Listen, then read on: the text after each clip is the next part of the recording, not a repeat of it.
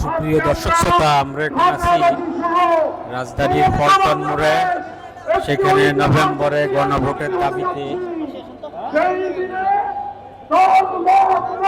জামাত সহ 8 দলের এখানে সমাবেশ হচ্ছে।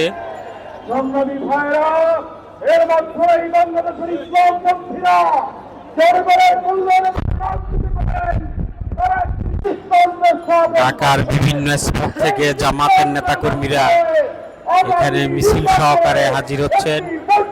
আপনারা দেখতেছেন তাদের হাতে তাদের দলীয় যে প্রতীক দাঁড়িপাল্লা প্ল্যাকার্ড।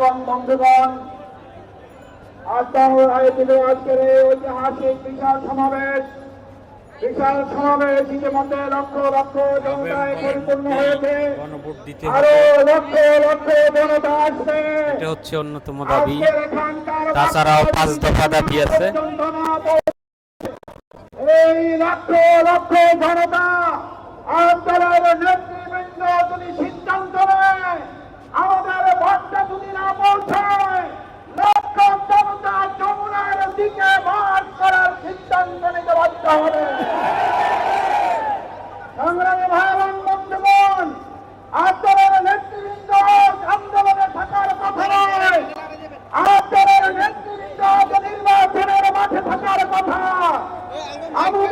জামাত সহ 8 দলের নেতৃবৃন্দ পল্টন মুখ থেকে শুরু করে প্রতিটি কাকরাইল পর্যন্ত তারা ছড়িয়ে গেছে। এই জনস্রোত, মানুষের স্রোত। এখন আপনাদের সামনে একটি সঙ্গীত পরিবেশন করবেন শিল্পীবৃন্দ।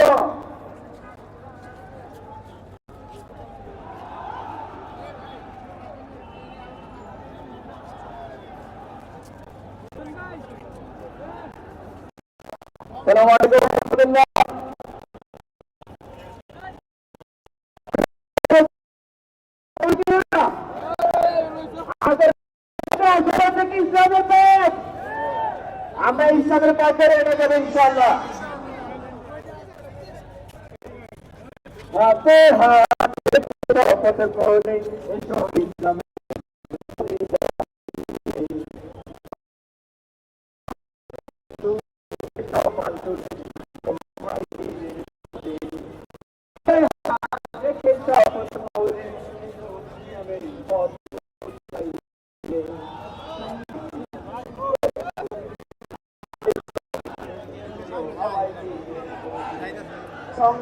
দর্শক, আমরা দেখতেছি যে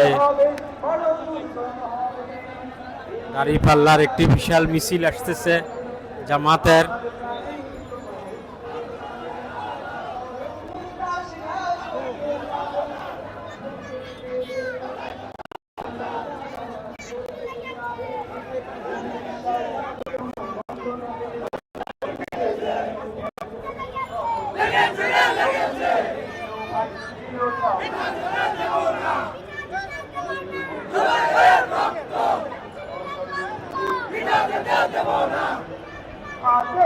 অবশ্যই হয়। আমরা একটা কথা বলতে চাই, গণভোটের নামে যে সমস্ত বিরোধিতা চলছে, গণভোট এ বাংলাদেশের নতুন কোন কর্মসূচি বা কোন বিষয় নয়। বাংলার জমিনে গণভোটের মাধ্যমে অনেক রাজনৈতিক দলের আবির্ভাব হলো। তাই আমরা বলতে চাই,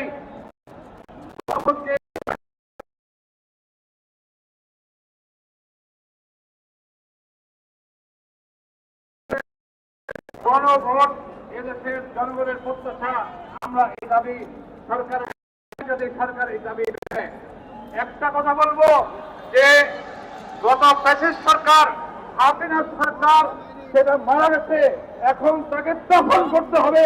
এখন আর কোন উপায় নয়, সেই দখলের মাধ্যমে এদেশের নতুন সরকার গঠন হবে ইনশাআল্লাহ। সংগ্রামী ভাই এবং বন্ধুগণ,